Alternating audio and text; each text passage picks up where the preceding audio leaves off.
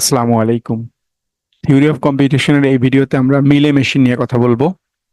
আমরা আমাদের আগের ভিডিওতে মুর মেশিন নিয়ে কথা বলেছিলাম। মিলে মেশিন হচ্ছে একটা ফাইনাইট স্টেট মেশিন, যেখানে আমরা কিছু ইনপুট দেওয়ার রেসপেক্টে আমরা কিছু আউটপুট পাবো। তবে মিলে মেশিনটা হচ্ছে মুর মেশিনের থেকে একটু ডিফারেন্ট ওয়েতে কাজ করে। আমরা দেখবো যে মিলে মেশিনে আমরা কিভাবে আউটপুট গুলো পাই। মুর মেশিনের ক্ষেত্রে দেখেছিলাম যে একটা স্টেটে আমাদের একটা আউটপুট থাকে, ওই স্টেটে যদি আমরা রিচ করি সেক্ষেত্রে ওই আউটপুটটাকে আমরা অ্যাচিভ করতে পারি। বাট মিলে মেশিন যেটা বলে যে আউটপুট ডিপেন্ড করবে আসলে প্রেজেন্ট স্টেটের উপরে অ্যাজ ওয়েল অ্যাজ ইনপুটের উপরে। তাহলে শুধুমাত্র স্টেটের উপরেই আমরা আসলে আউটপুট পাবো না, আমাকে আসলে কোন ইনপুট দিচ্ছি তার উপরে বেস করে আউটপুটটাকে ডিটারমাইন করতে হবে। তাহলে একটা মিলে মেশিন ডিজাইন করার জন্য মুর মেশিনের মতো আমাকে 6 টুপেল ইউজ করতে হবে।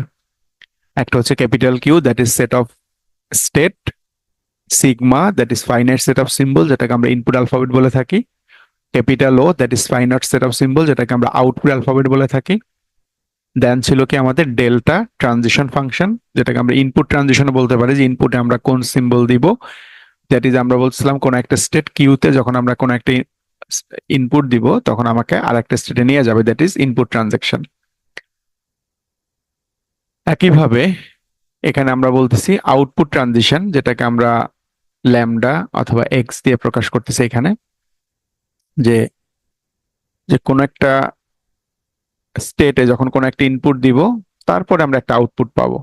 বাট মুর মেশিনের ক্ষেত্রে বলছিলাম যে কোনো একটা স্টেটেই আমরা একটা আউটপুট পাবো। কিউ টেন্স টু ও বলেছিলাম, বাট এখানে আমরা বলতেছি Q multiple by sigma, that is আমরা একটা আউটপুট পাবো। আমরা এটা দেখতেছি এখনই কিভাবে কাজ করে। আর একটা থাকবে কি কিউ নট বা ইনিশিয়াল স্টেট, যেখান থেকে আমরা মেশিনটাকে স্টার্ট করব।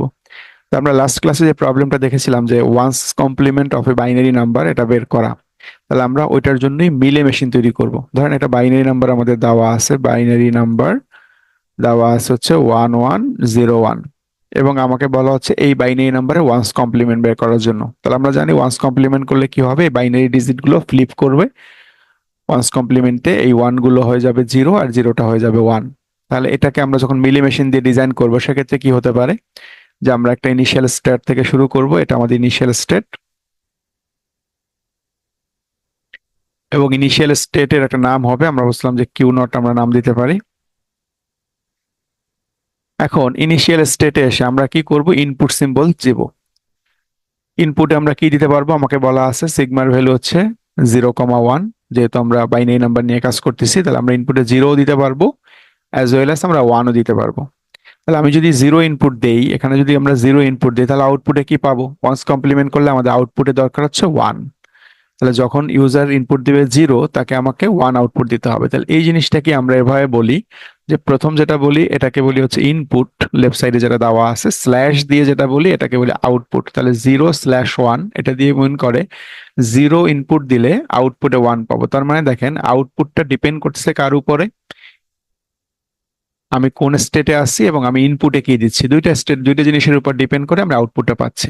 তাহলে আমি যদি এখানে একটা সেলফ লুপ বলে দেই এরকম, যে আমার স্টেট চেঞ্জ করা দরকার নাই, কিউ নটে ছিলাম কিউ নটেই থাকবো, বাট যদি কেউ আমাকে জিরো দেয় তাকে তুমি ওয়ান ব্যাক করে দিবা। কেউ আমাকে ইনপুটে জিরো দিলে তাকে আমি ওয়ান ব্যাক করে দিব। ওকে, হয়ে গেল।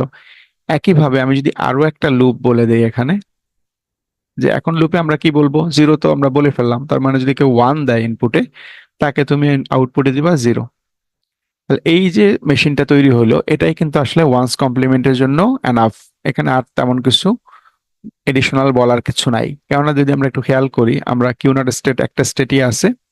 প্রথমে যদি আমি ওয়ান দেই, ওয়ান মানে হচ্ছে আমাকে এই লুপে নিয়ে আসবে, এবং এই লুপে বলা আছে ওয়ান পেলে আমাকে আউটপুটে কি দিবে, তাহলে এই ওয়ানের জন্য আমাকে আউটপুটে দিবে জিরো। নেক্সট আমাকে বলা আছে আবার একটা ওয়ান, তাহলে ওয়ান পেলে আউটপুটে কি দিবে, আবার জিরো দিবে, তাহলে আমি আরেকটা জিরো পাবো।